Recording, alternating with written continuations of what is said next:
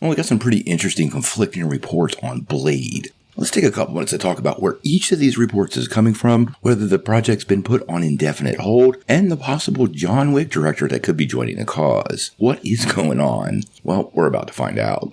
Well, honestly, I don't really think there's a project that Marvel Studios has kind of fumbled more than Blade. Believe it or not, it was originally announced almost 6 years ago at San Diego Comic-Con in 2019. And for me, this movie is starting to feel like Black Adam, which took over a decade to come to life. Now, since this all went down, there seems to be an endless stream of writers and directors coming and going from the project. And while Marvel is keeping their cards close, several Hollywood insiders are pretty continuously chiming in, giving us details, but these reports are conflicting. Now, the two reports we have today come from My Time to Shine Hello and Jeff Snyder. And like all scoopers, well, if it's not from Kevin Feige or Marvel Studios, we're taking it with a grain of salt. But I do feel better when somebody doesn't hide behind anonymity, and Snyder, who has an okay record, definitely puts himself out there, so I'm going to lean in that direction. But we're going to kick it off with My Time to Shine Hello. Now, according to My Time to Shine, the project has been put on indefinite hold, and that's pretty kind words for saying it has been basically cancelled.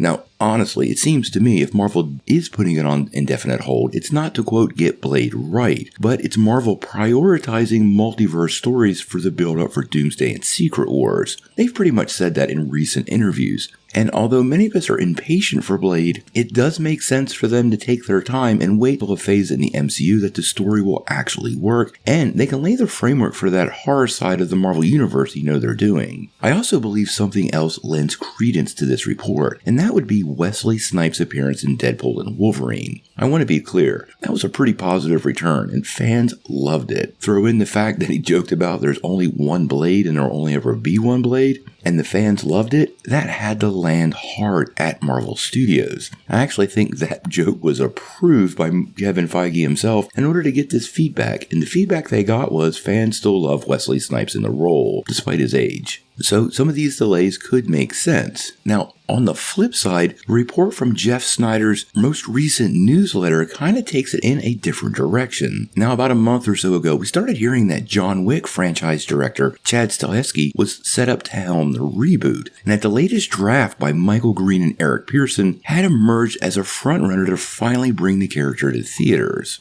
Now, but according to Snyder's site, the John Wick franchise director was not the only person circling the movie, and another director has been identified. That would be No Time to Die's Cary Fukunaga. Now, no official decision has been made, but keep in mind, Fukunaga is kind of sort of renowned for being difficult to work with, and Marvel definitely wants somebody a little more studio friendly. So in Snyder's report, he kind of circles back saying that Marvel has indeed found a director, and it will be Stahelski. Now, honestly, Stahelski is a great pick. Like I said, he's a John Wick director, but in case you didn't know, he actually served as a stunt double for Keanu Reeves in The Matrix. So as a filmmaker and a performer, well, the guy has been on the cutting edge of action for several years and generations of films. The John Wick franchise is exactly how Blade should come together. The pace of action in those films is somewhat unique, and honestly, out of every name kicked around since this project's kicked off, this is the best one. Now, as far as we know, Mahershala Ali is still attached to the project, but I do fear if this continues to get delayed, he might hit the door. I do not think, despite fans loving Wesley Snipes, he will be the long-term Blade in the MCU. He may show up in Secret Wars. He wasn't part of that casting announcement yesterday. But I don't think Snipes could carry the franchise for 5 or 10 more years. Now, Ali is no spring chicken, but he definitely is in a different point of life and could basically lead up that side of the Marvel Universe for several years to come. If this actually happens, well, we're going to have to wait and see.